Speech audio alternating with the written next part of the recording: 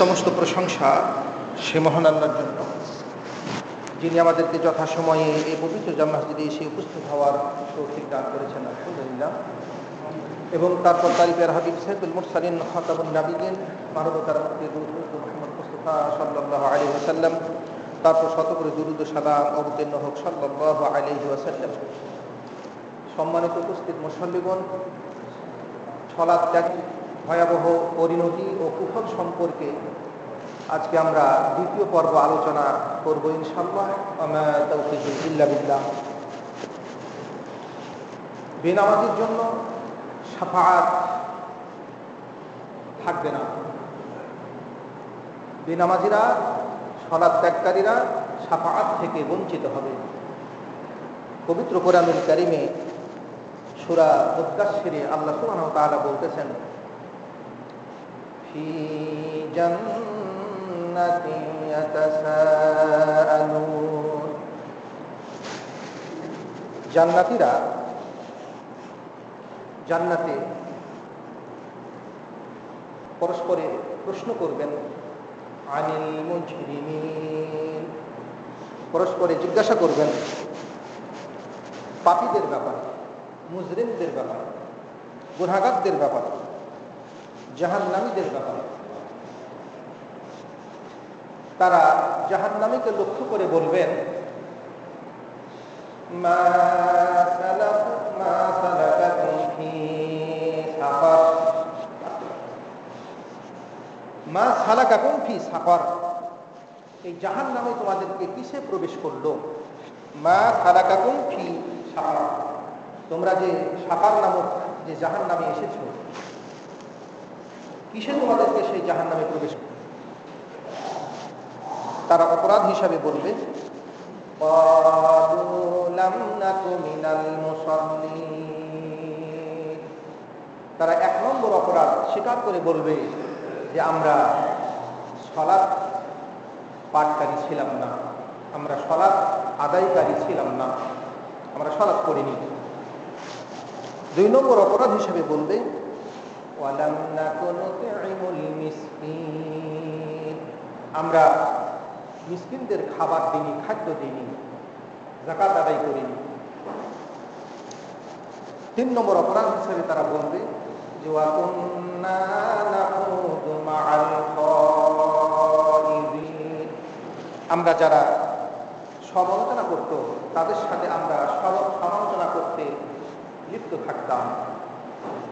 যারা নবী নিয়ে সমালোচনা করে, ইসলাম নিয়ে সমালোচনা করে, কুরআন নিয়ে সমালোচনা করে, ইসলামের বিধিবিধান নিয়ে সমালোচনা করে, তো সেই সমালোচনাকারীদের সাথে থাকতেন। অথচ যারা কুরআন সুন্নাহ নিয়ে সমালোচনা করবে, যারা কুফরি কাজে লিপ্ত থাকবে, কুফরি কথাবার্তা বলবে, শিরকি কথাবার্তা বলবে, যেখানে শিরকি কাজ চলবে, যেখানে কুফরি কাজ চলবে, সেখানে আল্লাহ আমাদের যেতে, সেখানে শামিল হতে নিষেধ করেছেন। তারা তিন নম্বর অপরাধ হিসেবে বলবে যে আমরা যারা সমালোচনা করত, নবীকে যারা ভৎসনা করত, ইসলামকে ভৎসনা করত, যারা খারাপ বলতো, যারা তাদের সাথে আমরাও খারাপ বলতাম, তাদের আলোচনাতে আমরা থাকতাম। তিন নম্বর অপরাধ। চার নম্বর অপরাধ হলো ওয়া কুন্না নুকাযযিবু বিয়াউমিদ্দিন, আমরা প্রতিদান দিবসকে আমরা অস্বীকার করতাম, মিথ্যা প্রতিপন্ন করতাম। আমরা বিশ্বাস করতাম না যে আমাদের প্রতিদান দিবস হবে, কিয়ামত হবে, সেটাকে আমরা অস্বীকার করতাম। এইভাবেই হাত্তা আতানাল ইয়াকিন, আমাদের মৃত্যু চলে এসেছে। অর্থাৎ মৃত্যু পর্যন্ত তারা বেনামাজি ছিল, মৃত্যু পর্যন্ত তারা যাকাত আদায় করেনি, মৃত্যু পর্যন্ত তারা সমালোচনাকারীদের সাথে সমালোচনা করেছে, মৃত্যু পর্যন্ত তারা আখিরাত বিশ্বাস করে। অর্থাৎ তারা পরিবর্তন হয়নি, তাদের এই কুফরি অবস্থাতে মৃত্যু হয়েছে। আল্লাহ সুবহানাহু ওয়া তাআলা বলতেছেন, فما تنفعهم شفاعة الشافعين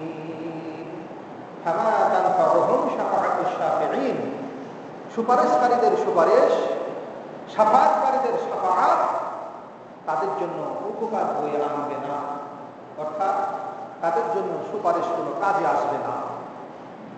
তাহলে যারা জাহান্নামে নিক্ষিপ্ত হলো, যাদের জন্য শাফাআত নিষিদ্ধ হলো, শাফাআত যাদের জন্য কোনো কাজে আসছে না, তারা হলেন বেনামাজি। এই জন্য যারা বেনামাজি অবস্থাতে মারা যাবে তাদের সুপারিশ তাদের ভাগ্যে জুটবে না, তারা শাফাআত পাবে না, সুপারিশ পাবে না। অনেকে হয়তো বলতে পারেন যে কি হাদিসে আছে যে রাসূল বলেছেন যে যে ব্যক্তি লা ইলাহা ইল্লাল্লাহ বলবে সে আমার শাফাআত পাবে। তবে হ্যাঁ, সেটা ওই সমস্ত ব্যক্তিদের জন্য প্রযোজ্য যারা লা ইলাহা ইল্লাল্লাহ বলে মৃত্যুবরণ করল।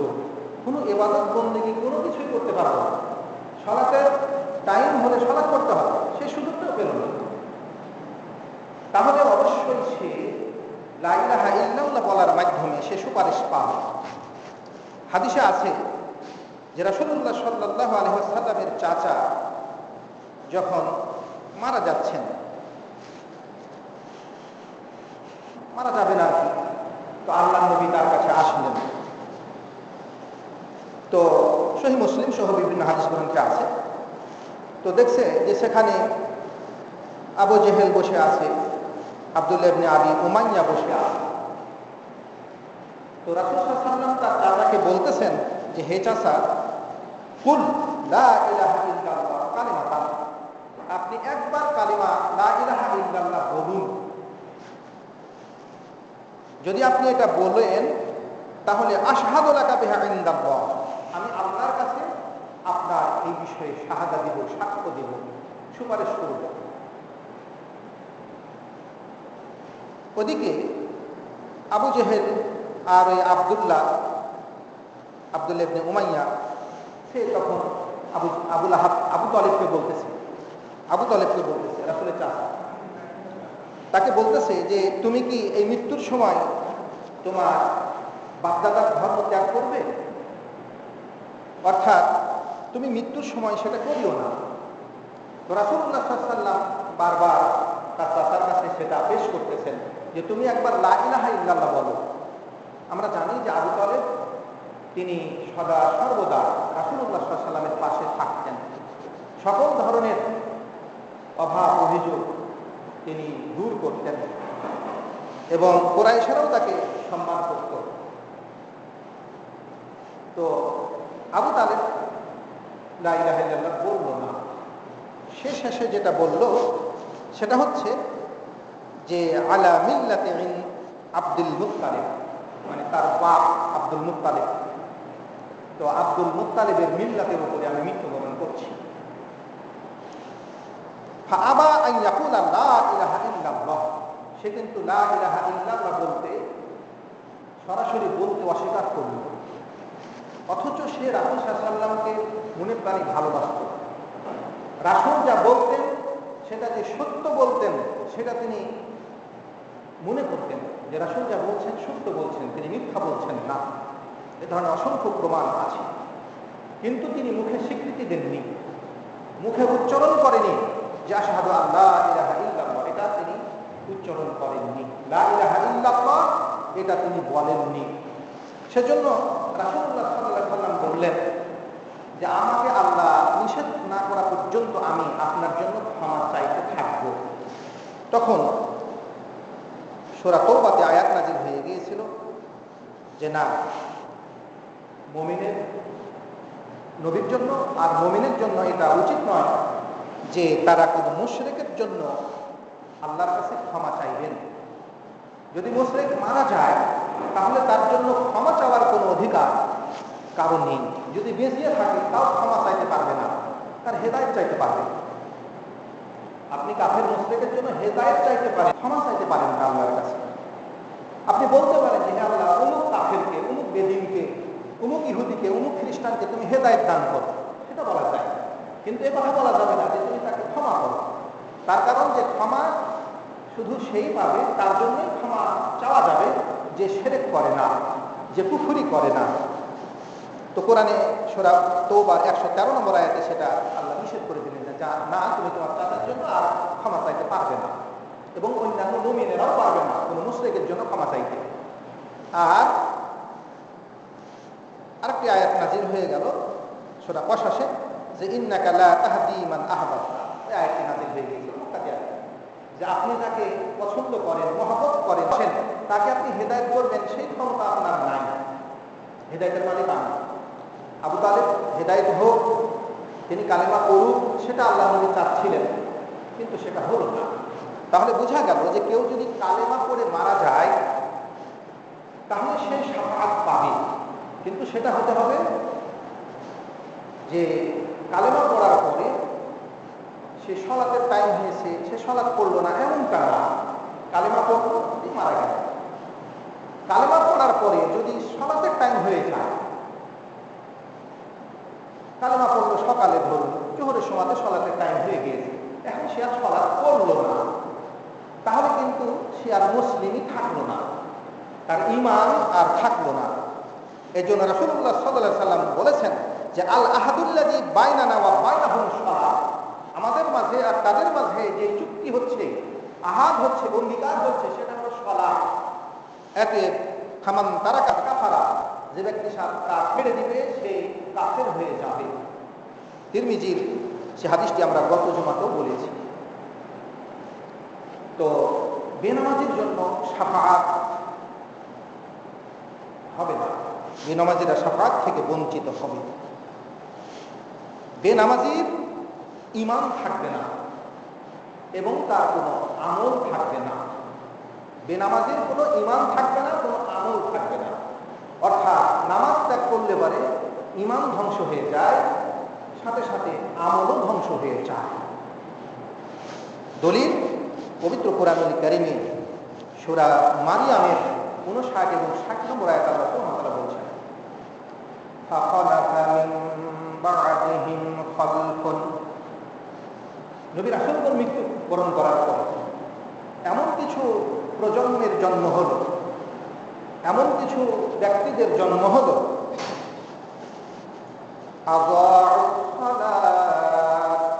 যারা সালাত বিনষ্ট করল,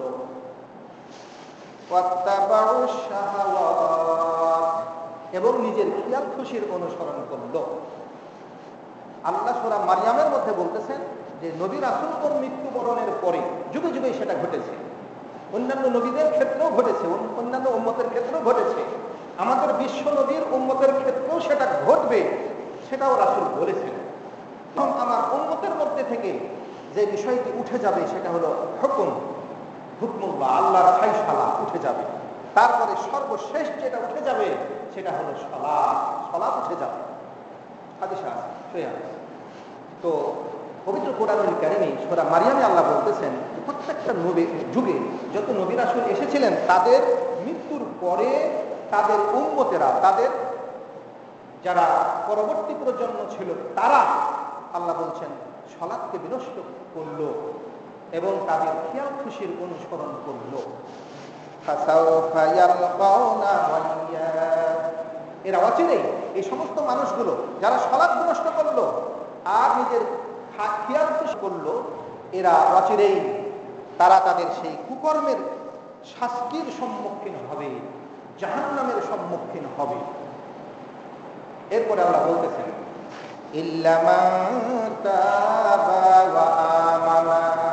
তবে হ্যাঁ, যদি কেউ তওবা করে, তাহলে কি থেকে তওবা করলো?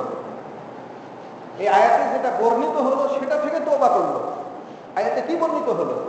আয়াতে বর্ণিত হলো যে যারা সালাত বিনষ্ট করে এবং নিজের খেয়াল খুশির অনুসরণ করে, তাহলে তওবা করতে হবে এখন কি থেকে? সালাত না ছাড়াতে, সালাতে ছেড়েছে সেটা থেকে তাকে তওবা করতে হবে যে সালাত আমি আর ছাড়বো না, আর নিজের খেয়াল খুশির অনুসরণ করব না। মনের খেয়ালে জাগলো যে সালাত পড়বো না, সালাত ছেড়ে দিল।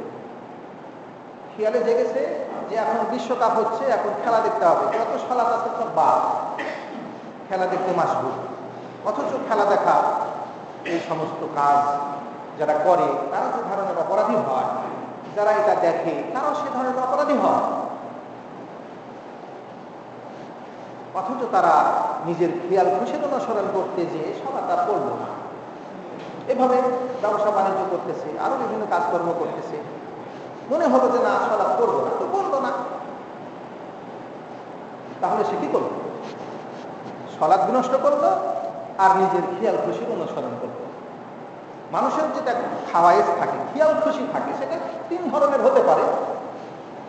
একটা হচ্ছে যে অন্তরে শিরকের খেয়াল খুশি জাগলো, শিরক করলো, তাহলে মুশরিক। অন্তরে খেয়াল জেগেছে যে কুফরি করবো, কুফরি করলো, তাহলে কাফের।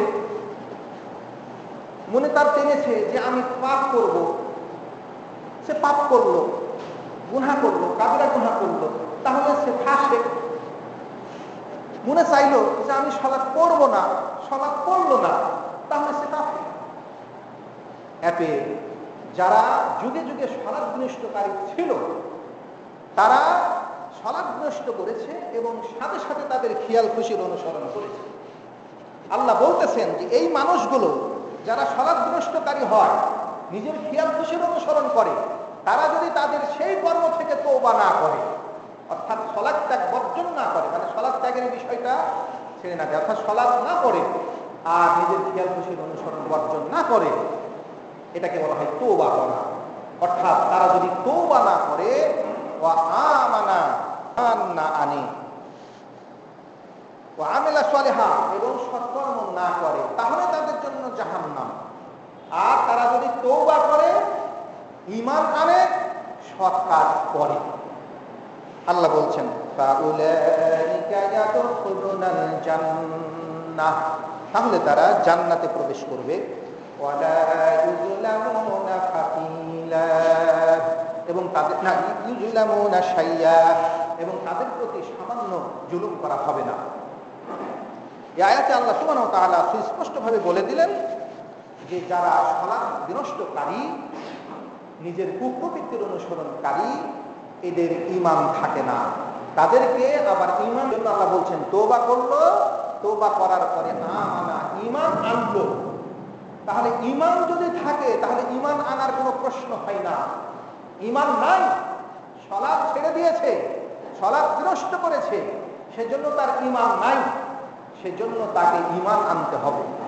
আল্লাহ পবিত্র কোরআনুল কারীমে সূরা মারইয়ামের এই 59 এবং 60 নম্বর আয়াতে সুস্পষ্টভাবে বলে দিয়েছেন যে সালাত বিনষ্টকারীদেরকে তওবা করে, অর্থাৎ তওবা মানে ফিরে আসতে হবে, এই কাজগুলো থেকে ফিরে আসতে হবে, ফিরে এসে ঈমান আনতে হবে, তারপরে আবার সৎ কাজ করতে হবে।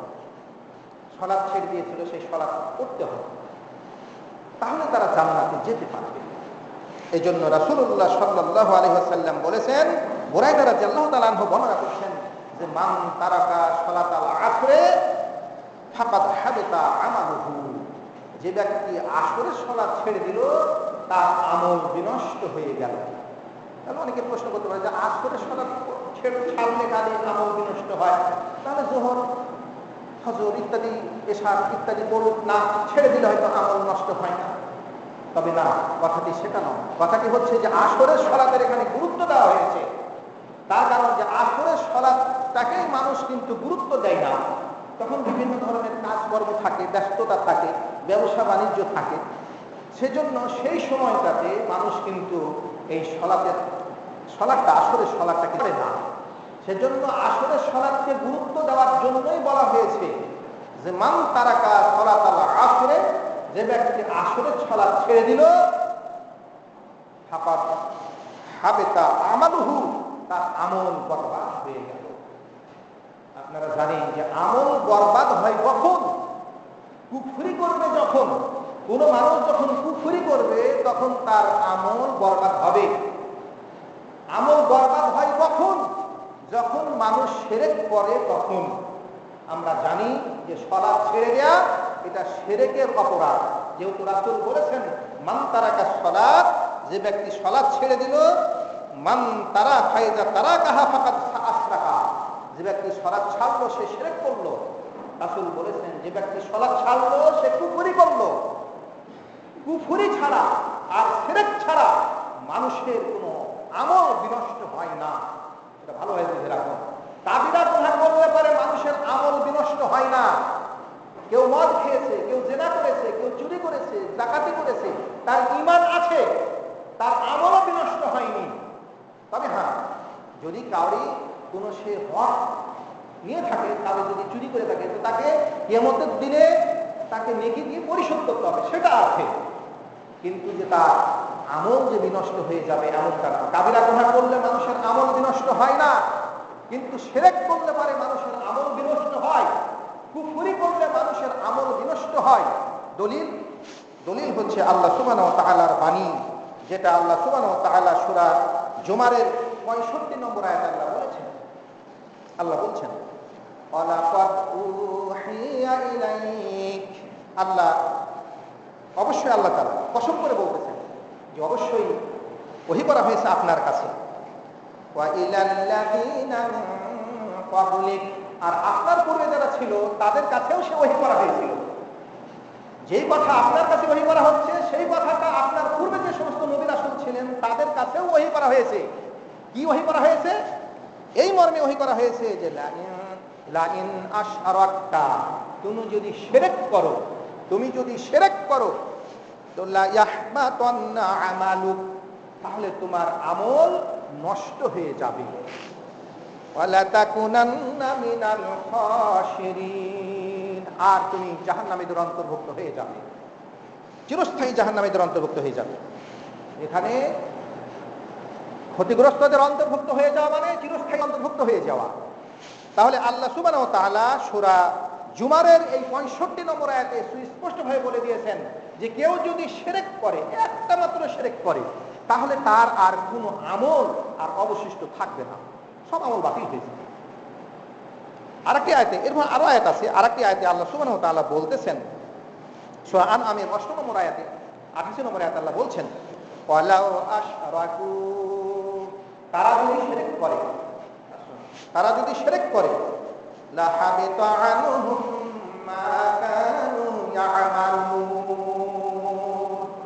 তাহলে তারা যা কিছু আমল করেছিল, এই যে দেখেন মা কানু ইয়ামালুন, যারা পূর্বে যা কিছু আমল করেছিল সব বরবাদ হয়ে যাবে।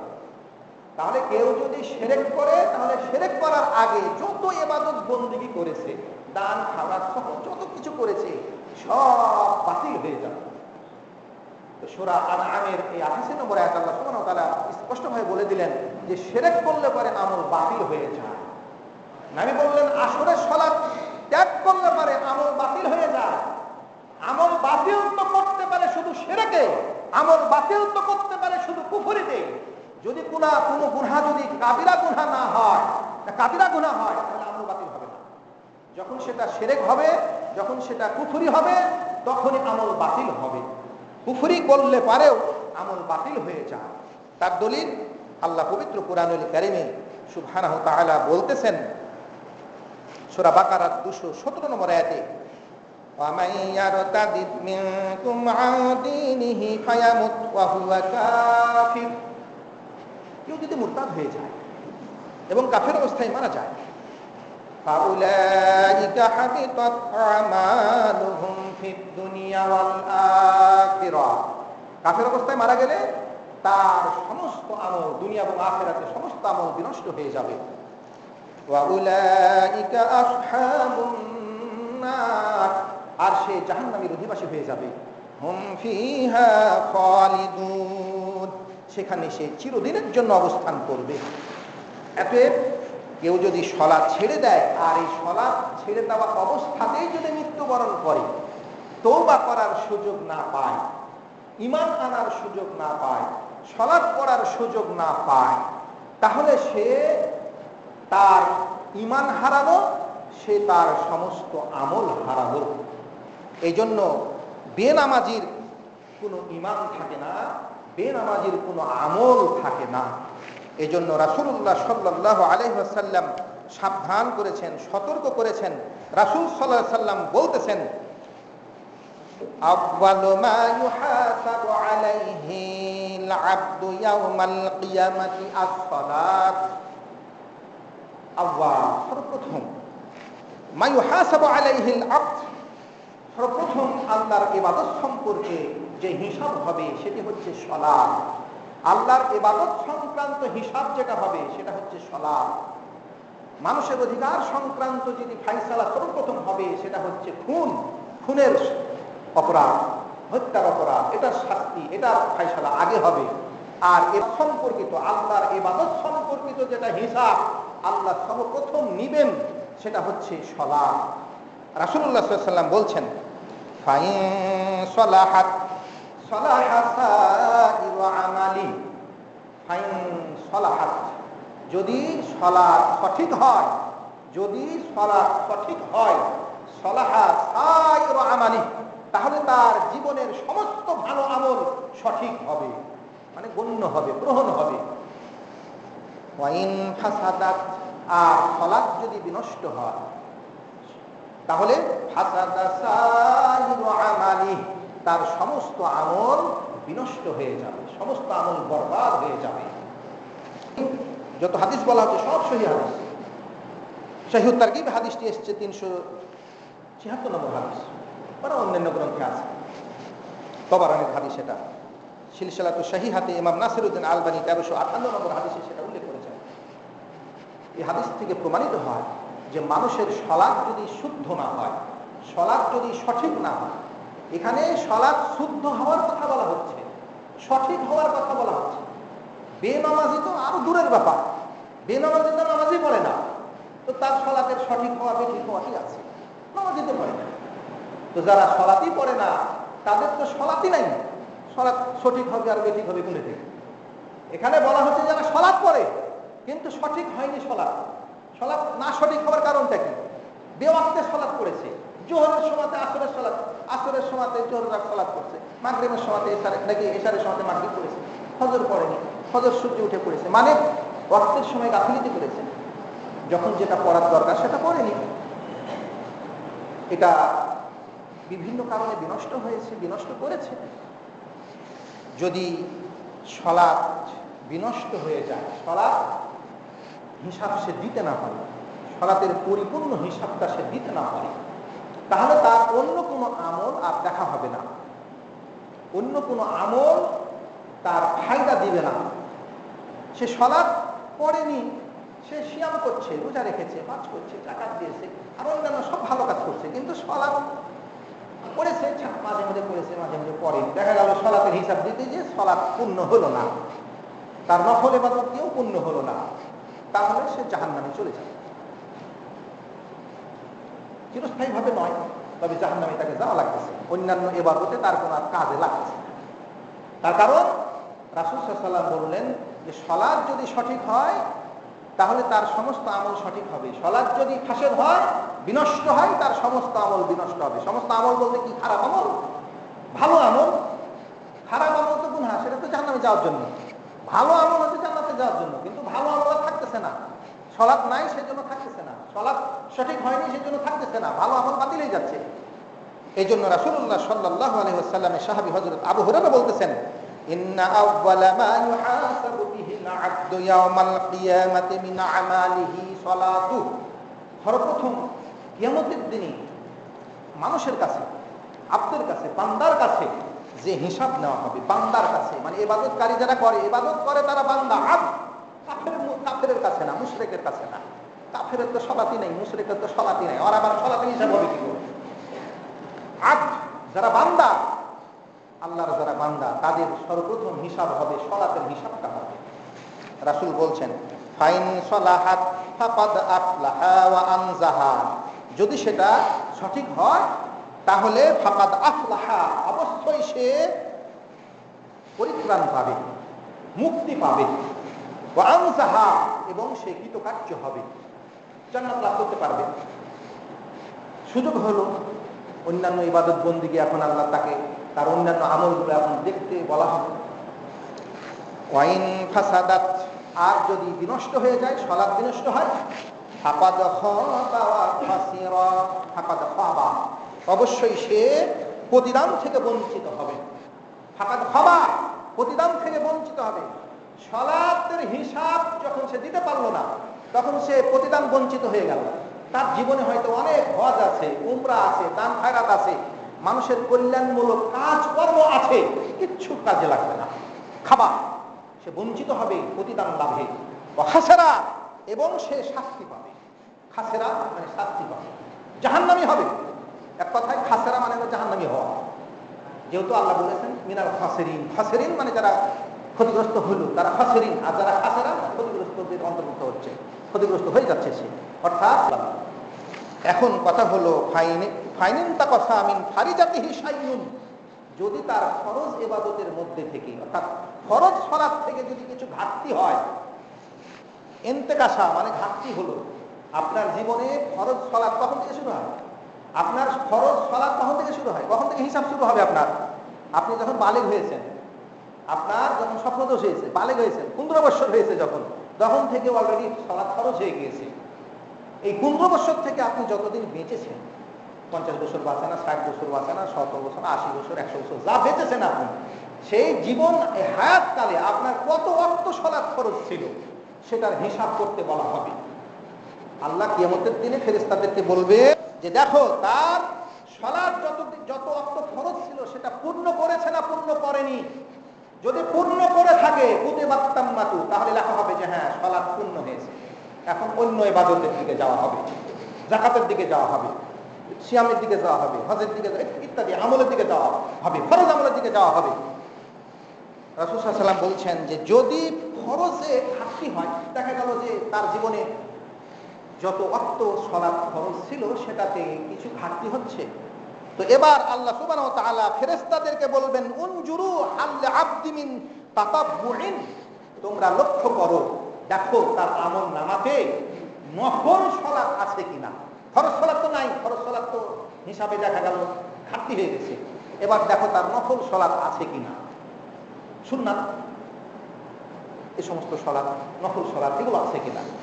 যদি থাকে তো আল্লাহ সুবহানাহু ওয়া তাআলা বলতেছেন, রাসূল বলতেছেন যে ফায়ুকমালু বিহা মান তাকাসা মিনাল ফারিজা, যদি নফল সালাত থাকে তাহলে সেই নফল দিয়ে ফরজটা পরিপূর্ণ করা হবে।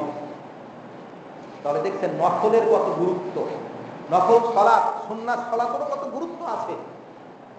আপনি জুমার সালাত করলেন, টুস করে বাড়ি চলে গেলেন, সুন্নাত করলেন না, মনে হচ্ছে কত পাক্কা ইমানদার, মনে হচ্ছে জীবনে কোনো সালাত আপনি কামাই করেননি, কোনো সালাত আপনার বাতিল হবে না, কোনো সালাত আপনার বিনষ্ট হবে না, আপনি সুন্নাত করলেন না কেন? আপনার ফরজ সালাত যদি ঘাটতি হয় তা আপনার সুন্নাত সালাত দিয়েই সেটা পরিপূর্ণ হবে। এতে সুন্নাত সালাতেরও তো একটা গুরুত্ব আছে, ফরজের ঘাটতি পূরণ করছে সুন্নাত সালাত। এত আপনি যখন সুন্নাত করবেন না, আপনি ফরজ পড়ে চলে গেলেন, আপনার ফরজে যদি ঘাটতি হয়ে যায়, হ্যাঁ বেঠিক হয়ে যায়, অনেক সময় আপনি অনেক সালাত করেছেন কবুল হয়নি, সঠিক হয়নি, যেভাবে পড়ার কথা যেভাবে পড়েননি আপনি, বিভিন্ন কারণে আপনার সালাত বাতিল হয়েছে, ওযু ছিল না, বিভিন্ন কারণ ছিল, যেহেতু ওযু না থাকলে তো আপনার সালাত হবে না। এমন অবস্থাতে আপনি সালাত করছেন যে আপনার ওযু নাই, আপনি বিনা ওযুতে সালাতটা পড়ে নিয়েছেন বা কিছু করছেন, এমন কিছু করছেন যে আপনার সালাত শেষ হয়ে কবুল হয়নি। তাকে আল্লাহ সুবহানাহু ওয়া তাআলা বান্দা ফেরেশতাদেরকে বলবে যে দেখো আমার বান্দার আমল নামায় নফল সালাত আছে কিনা, যদি থাকে তো নফল দিয়ে ফরজটা পরিপূর্ণ করা হবে।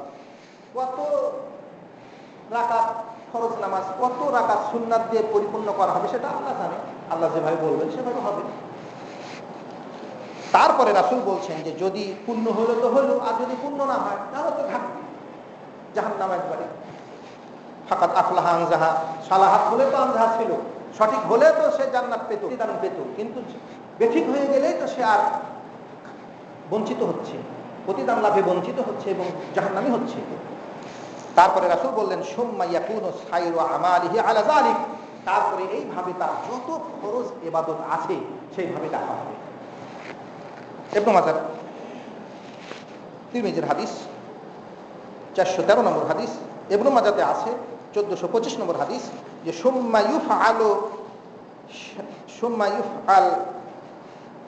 ইউফআলু বিসাইরিল আমালিল মাহফুজাতি, এইভাবে তার যত ফরজ আমল আছে সেই ফরজ আমলগুলো এই সালাতের মতো করেই সেটা দেখা হবে।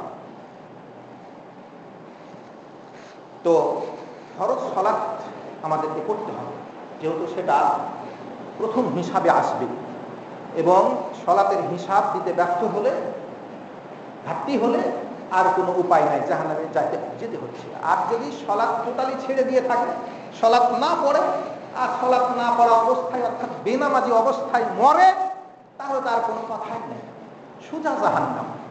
তার কোনো আমল আর দেখা হবে, সোজা জাহান্নাম, কাফের অবস্থায় মারা গেছে। তার কারণ যে তার আর ঈমান নেই। মুসলিম হলে তাকে অবশ্যই সালাত করতে হবে, মুসলিম সালাত করতে হবে, কাফের সালাত করবে না। এই জন্য রাসূলুল্লাহ সাল্লাল্লাহু আলাইহি ওয়াসাল্লামের সাহাবী মেহজান বলতেছেন যে আমি একদিন আল্লাহর রাসূলের মজলিসে ছিলাম। নাসাইর হাদিস, মুসনাদ আহমদের বিভিন্ন হাদিস গ্রন্থে আছে, নাসাইর 857 নম্বর হাদিস, হাদিস সহিহ। তো মেহজান বলতেছেন যে আমি রাসূল সাল্লাল্লাহু আলাইহি ওয়াসাল্লামের মজলিসে রয়েছি, আযান হলো, দিয়ে রাসূল সাল্লাল্লাহু আলাইহি ওয়াসাল্লাম সালাত করলেন। আমি বাড়িতেই সালাতটা করেছিলাম, সেজন্য সালাতে উপস্থিত হইনি। তো সালাত উপস্থিত না হয়ে আমি সেই মজলিসেই বসে আছি, যেখানে ছিলেন সেখানে বসে আছি। তো রাসূল সাল্লাল্লাহু আলাইহি ওয়াসাল্লাম সালাত করে এসে মেহজানকে দেখতেছেন যে সেখানে বসে আছে। তো রাসূল বলছেন যে মা মানাআকা আন তুসাল্লিয়া, মা সাল্লিয়া, তোমাকে সালাত পড়তে কিসে বাধা দিল? তাহলে যারা সালাত না পড়ে বসে থাকে, সালাত না পড়ে দোকানদারি করছে, সালাত না পড়ে ভ্যান চালাচ্ছে, সালাত না পড়ে বিভিন্ন গাড়ি চালাচ্ছে, বসে আছে এখানে, কত জায়গাতে মানুষ ঘোরাফেরা করতেছে। এখন সালাত না পড়ে যদি সেটা করে, তো তাকে কি বলা হবে? তাকে বলা হবে যে তুমি সালাত পড়লে না কেন? আলাস্তাবে রাজুলিন মুসলিম, দেখেন রাসূলের ভাষা, আলাস্তাবে রাজুলিন মুসলিম, তুমি কি মুসলিম মানুষ নও? মেহজানকে রাসূল বলছেন যে তুমি কি মুসলিম নও? তো তিনি বলছেন বলা, তিনি বললেন বালা, হ্যাঁ আমি মুসলিম। আর কি হাদিসে আছে রাসূল সাল্লাল্লাহু আলাইহি ওয়াসাল্লাম সালাত করেছিলেন, দুজন করেননি, তারা তাদের স্থানে তাদের তাঁবুতে সালাত করেছিলেন। রাসূল বলেন গ্রেফতার করো, তাদের ধরে নিয়ে আসো। তাদেরকে ধরে নিয়ে আসা হলো। তাদের গর্দানের এই রড কাঁপতেছে, তারা মনে করতেছে এখন তো আমাদের জীবন চলে যাবে, ভয়ে কাঁপতেছে। রাসূল বললেন যে কি ব্যাপার, তোমরা সালাত করলে না কেন? তো বললেন যে আমরা আমাদের তাঁবুতেই সালাতটা করে নিয়েছিলাম। রাসূল বললেন যে না, সালাত যদি হতে দেখো যে জামাতে সালাত হচ্ছে, তুমি একাই থাকতে পারবা না, সালাতে এসে উপস্থিত হতে হবে, জামাতে শামিল হতে হবে। জামাতে শামিল না হলে তো মানুষ মনে করবে যে এই লোকটা সালাত করে না, করেনি, ঘুরে বেড়াচ্ছে, অবশ্যই সালাত করে। মেহজানকে রাসূল বললেন যে আলাস্তাবে রাজুলিন মুসলিম, তুমি কি মুসলিম নও? তাহলে সালাত যদি সালাত পড়লে মুসলিম হয়, সালাত না পড়লে মুসলিম থাকে না। যদি সালাত না পড়েও মানুষ মুসলিম থাকতো, তাহলে তাকে রাসূল বলতেন যে তুমি কি ফাসেক, হালামতা ফাসেক, মানে তুমি কি ফাসেক, এই কথা বলতেন। তুমি কি পাপী, সে কথা বলতেন। তার কারণ সালাত ত্যাগ করা এটা শুধু ফাসিকি কাজ নয়, এটা শুধু কাবিরা গুনাহ নয়, এটা কুফরি গুনাহ, এটা মুসলিম এবং কাফেরের মধ্যে পার্থক্যকারী, এটা ঈমানের প্রশ্ন। যার সালাত নাই তার ঈমান নাই, যার সালাত নাই তার কোনো আমল নাই, কোনো আমল গ্রহণ হবে না। এজন্য রাসূল তাকে বললেন যে তুমি কি মুসলিম নও? তো তিনি বললেন হ্যাঁ আমি মুসলিম। তো রাসূল বললেন যে তাহলে তুমি কেন সালাত করলে না? তো তিনি বলেছিলেন যে লাকিন্নী কুনতু কাদ সাল্লাইতু ফি আহলি, আমি আমার পরিবারেই সালাতটা করে নিয়েছিলাম, মানে বাড়িতে সালাতটা করে বেরিয়েছি। তাহলে এখান থেকে বোঝা গেল যে যদি কারো বাড়ি দূরে হয়, মসজিদে জামাতে সালাত তার জন্য জরুরি নয়। যদি সে আযান শুনতে না পায় বা অন্য কোনো কারণ থাকে, তাহলে সে বাড়িতে সালাত করতে পারে, কোনো একটা ওয়াক্ত সালাত করতে পারে, সব সময়ের জন্য না। কেউ যদি মনে করে যে আমি সব সময়ের জন্য বাড়িতেই সালাত করবো, তাহলে এটা সুন্নাতের খেলাফ, এটা রাসূলের আদর্শের খেলাফ, এটা কোরআনের বিরোধী। কোরআনে আল্লাহ সুবহানাহু ওয়া তাআলা বলেছেন ওয়ারকাউ মা'আর রাকিঈন সাল্লু মা'আল মুসাল্লিন, এর অর্থ যে তোমরা যারা ফরজ সালাত আদায় করতেছেন তাদের সাথে ফরজ সালাত আদায় করো। অর্থাৎ ফরজ সালাত কোনদিন বাড়িতে একাকি চলে না, কোনো কারণ ছাড়া। যদি তার কোনো শারীরিক কোনো সমস্যা থাকে, কোনো বিষয় থাকে, কোনো শত্রুর ভয় থাকে, বিভিন্ন কারণ থাকে, তাহলে ঠিক আছে, তিনি সালাত পড়লেন। কিন্তু যদি কোনো কারণ না থাকে আর তিনি বাড়িতে সালাত পড়েন, তাহলে তো তার সালাত হবে না। সেটা তো হাদিসে আছে যে যারা আযান শুনে বাড়িতে সালাত পড়লো তার সালাত হবে না। তাহলে সালাত না হওয়ার তো অনেক কারণ থাকে। তো রাসূল সাল্লাল্লাহু আলাইহি ওয়াসাল্লাম বললেন যে দেখো, এজা জিতা ফাসাল্লি মা'আন নাস ইন কুনতা কাদ সাল্লাইতা, তুমি যদি আসো কোনো জায়গায় তো দেখো যে সলাৎ হচ্ছে, জামাতে সলাৎ হচ্ছে, তুমি এক লোকে বসে থাকবে না, তাদের সাথে আবার সলাতে শামিল হবে। ওয়াইন কুনতা কাদ সাল্লাইতা, যদিও তুমি ইতিপূর্বে সলাৎ করে থাকো। হাদিস নাসাই, হাদিস মুসনাদ আহমেদের সেই হাদিস। এই হাদিসে প্রমাণিত হয় যে সলাৎ এটা হচ্ছে মুসলিম এবং কাফেরের প্রশ্ন। মুসলিম সলাৎ করবে, কাফের সলাৎ করবে না। এই জন্য রাসূল তাকে বললেন যে আলাস্তাবি রাজুলিন মুসলিম, তুমি কি মুসলিম ব্যক্তি নও? তুমি যদি মুসলিম ব্যক্তি হও তাহলে আমাদের সাথে সলাৎ করলে না? তোরা ওই ব্যক্তি বললেন যে না, আমি মুসলিম, আমি বাড়িতে সলাৎটা করে ফেলেছিলাম। এই জন্য আমাদেরকে সলাৎ করতে হবে। সলাৎ করলে মুসলিম, সলাৎ না করলে কাফের মুনাফিক। এই জন্য রাসূলুল্লাহ সাল্লাল্লাহু আলাইহি সাল্লাম বলেছেন, মান তারাকা সালাত জুমআন ফি গায়রি উজরিন কুতিবা মিনাল মুনাফিকিন। যদি কোনো ব্যক্তি বিনা কারণে 3 জুমা পরিত্যাগ করে, 3টা জুমা পরিত্যাগ করলো, কোনো কারণ ছাড়াই জুমাতে শামিল হলো না, জোহর পড়ে বেড়াচ্ছে, জোহর পড়ে কিন্তু জুমাতে এসে শামিল হয়নি, 3টি জুমা সে বাদ দিয়েছে, রাসূল বলছেন কুতিবা মিনাল মুনাফিকিন, তার নাম লেখা হবে মুনাফিকদের খাতায়, সে মুনাফিক। এত 3 জুমা বাদ দিলে যদি মুনাফিক হয়ে যায়, তারা টোটালি জুমা নাই, টোটালি সালাত নাই, তারা কি? তারা তো জঘন্যতম অপরাধী। এই জন্য রাসূল সাল্লাল্লাহু আলাইহি ওয়াসাল্লাম বলেছেন যে 3 জুমা যদি কেউ ওযুর ছাড়াই, অসুস্থতা ছাড়াই, বিভিন্ন কারণ ছাড়াই, শারীরিক কোনো কারণ ছাড়াই উপস্থিত জুমাতে না হয়, তাহলে সে মুনাফিক হয়ে যাবে। তার অন্তরে নেফাকি ঢেলে দেওয়া হবে, সে মুনাফিক হয়ে গেল, সে কাফেরদের অন্তর্ভুক্ত হবে, সে আর ইসলামে ফিরে আসতে পারবে না যতক্ষণ না সে তওবা করছে, ইস্তেগফার করছে এবং ঈমান এনে আবার সালাত শুরু না করছে। এই জন্য আল্লাহ বলেছেন ইন্নাল মুনাফিকিনা ফি দারকিল আসফালি মিনান নার, যারা মুনাফিক তারা জাহান্নামের সবচেয়ে নিম্ন স্তরে, নিম্ন স্থানে অবস্থান করবে। এই জন্য সালাত ত্যাগ এটা কুফরি অপরাধ। সালাত করলে মুসলিম হওয়া যায়, সালাত না করলে মুসলিম হওয়া যায় না। সেজদা করলে জান্নাত পাওয়া যাবে, সেজদা না করলে জান্নাত পাওয়া যাবে না। এজন্য আবু হুরায়রা বলতেছেন যে বানি আদম যখন, অর্থাৎ আদমের সন্তানেরা যখন সূরা পড়ে, কোরআন পড়ে, কোরআন পড়ার পরে কোরআনের তেলাওয়াতের সেজদা থাকে, সেখানে কোরআনের তেলাওয়াত সেজদা আয়াতটা পড়ার পরে সেজদা দেয়, তো আল্লাহর নবী বলছেন সেজদা যখন দেয় তো ইরতিজালা শাইতানু ইয়াবকি, তখন শয়তান ইবলিস তখন তার থেকে সরে যে কাঁদতে থাকে। ইয়াকুল সে বলতে থাকে ইয়া ওয়াইলি, হায় আফসোস, উমেরা ইবনু আদম বিসুজুদ, বানি আদমকে সেজদার আদেশ করা হলো, ফাসাজাদা সেজদা করলো, ফালাহুল জান্নাত তার জন্য জান্নাত হইল, ওয়া উমিরতু বিসুজুদ আর আমাকে সেজদা করার আদেশ করা হয়েছিল।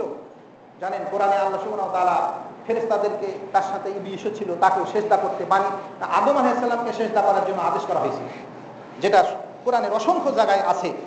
সূরা বাকারার 34 নম্বর আয়াতে আছে যে আল্লাহ তাআলা ফেরেশতাদেরকে বললেন, তার সাথে ইবলিসও ছিল, যে তোমরা আদমকে সেজদা করো, তো সে সেজদা করেনি, সে কাফের হয়ে গেল, সেজদা না করার কারণে কাফের হয়ে গেল। তো ইবলিস যখন, বানি আদম যখন সেজদা করে তখন সে সরে যে কাঁদতে থাকে, ইবলিস কাঁদতে থাকে আর বলতে থাকে যে হায় আফসোস রে, আমাকে সেজদার জন্য আদেশ করা হয়েছিল, আমি সেজদা করিনি, সেজন্য আমাকে জাহান্নামে যেতে হবে। আর এই বানি আদমকে সেজদা করতে আদেশ করা হলো, সে সেজদা করলো, তো তার জন্য তো জান্নাত হয়ে গেল। তাহলে সেজদা করলে পরে জান্নাত হবে। এই জন্য হাসরের মাঠে আল্লাহ সুবহানাহু ওয়া তাআলা তার নলা, পায়ের নলা উন্মুক্ত করে দিবেন, যখন সমস্ত মুমিনা সেজদায় পড়ে যাবে, তখন যারা মুনাফিক মানুষ দেখানোর জন্য শুধু সেজদা করেছে, তাদের পিঠ একবারে তক্তার মতো সোজা হয়ে যাবে, সে আর সেজদা করতে পারবে না, পিছন দিকে পড়ে যাবে। রাসূল সাল্লাল্লাহু আলাইহি ওয়াসাল্লাম বলছেন যে সেই সময় যারা আল্লাহকে সেজদা দিতে পারবে হাসরের মাঠে, রাসূল সাল্লাল্লাহু আলাইহি ওয়াসাল্লাম বলতেছেন সুম্মা ইয়াকুদুহুম ইলাল জান্নাহ, তাদেরকে আল্লাহ জান্নাতে নিয়ে চলে যাবে। আর যারা সেই দিন সেজদা দিতে পারবে তারা জাহান্নামে নিক্ষিপ্ত হবে। এতে কোনো মুনাফিক, কোনো কাফের, কোনো মুশরিক আল্লাহকে সেই দিন সেজদা করতে পারবে না, তারা সবাই জাহান্নামে চলে যাবে। এই জন্য আসুন, সেজদার কত মূল্য পবিত্র কোরআনুল কারিমে আল্লাহ সুবহানাহু ওয়া তাআলা সুস্পষ্টভাবে সূরা কলমের মধ্যে বলেছেন। সূরা কলমের 42-43 নম্বর আয়াতে আল্লাহ বলেছেন যে কিয়ামতের মাঠে আল্লাহ সুবহানাহু ওয়া তাআলা তার নলা যখন উন্মুক্ত করে দিবেন, তখন ওয়ায়ুদআউনা ইলা সুজুদ, সেজদার জন্য আহ্বান করা হবে হাসরের মাঠে। আল্লাহ বলছেন ফালা ইয়াস্তাতিউন, তারা কিন্তু সেজদা করতে পারবে না, তারা কিন্তু সেজদা করতে পারবে না। কারা? যারা দুনিয়াতে সেজদা করেনি তারা সেজদা করতে পারবে না। খাশিআতান আবসারুহুম, তাদের চেহারা একেবারে নিচু হয়ে যাবে। তারহাকুহুম যিল্লা, তাদের কালো চুকচুকে হয়ে যাবে, আল কাতরার মতো হয়ে যাবে, পাপিষ্ঠ চেহারা পরিস্ফুটিত হয়ে যাবে। রাসূল সাল্লাল্লাহু আলাইহি ওয়াসাল্লাম, আল্লাহ সুবহানাহু ওয়া তাআলা বলছেন ওয়াকাদ কানু ইয়াদউনা ইলা সুজুদি ওয়া হুম সালিমুন। সূরা কলমে বলছেন আল্লাহ যে তারা যখন দুনিয়াতে নিরাপদ ছিল তখন তাদেরকে সিজদার জন্য আহ্বান করা হয়েছে। মসজিদ থেকে 5 বার, দিনে 5 বার আহ্বান করা হচ্ছে আস-সালাতু খায়রুম মিনান নাওম, না একবার ফজরে, আর 5 বার আহ্বান করা হচ্ছে হাইয়া আলাস সালাত, তোমরা সালাতের দিকে আসো। এটা কি সালাতের জন্য আহ্বান নয়, সিজদার জন্য আহ্বান নয়? আল্লাহ বলতেছেন যে তাদেরকে সিজদার জন্য ডাকা হয়েছিল যখন তারা দুনিয়াতে নিরাপদ ছিল, অথচ তারা সিজদা করেনি। সেজন্য হাসরের মাঠে তাদেরকে সিজদার আহ্বান করা হবে, তারা সিজদা করতে পারবে না। কাফের মুশরিক বেঈমানদারেরা, মুনাফিকরা সিজদা করতে পারবে না। এতে আসুন, আপনার সিজদাই আপনাকে জান্নাতে নিয়ে যাবে, আপনার সালাত আপনাকে জান্নাতে নিয়ে যাবে। আপনি আজকে দুনিয়াতে সালেম রয়েছেন, নিরাপদ রয়েছেন, স্বাধীনতার মধ্যে রয়েছেন, আপনি সালাত ত্যাগ করতেছেন। আপনি জানেন আপনি যদি এই বেনামাজি অবস্থায় মারা যান আপনি চিরস্থায়ী জাহান্নামী। আপনাকে অবশ্যই তওবা করতে হবে, ঈমান আনতে হবে এবং সলে আমল সালাত করা শুরু করতে হবে, তাহলে আপনি নাজাত পাবেন। আল্লাহ সুবহানাহু ওয়া তাআলা আমাদের সঠিক বুঝ দান করার তৌফিক, সঠিক বুঝার তৌফিক দান করুন। আমিন।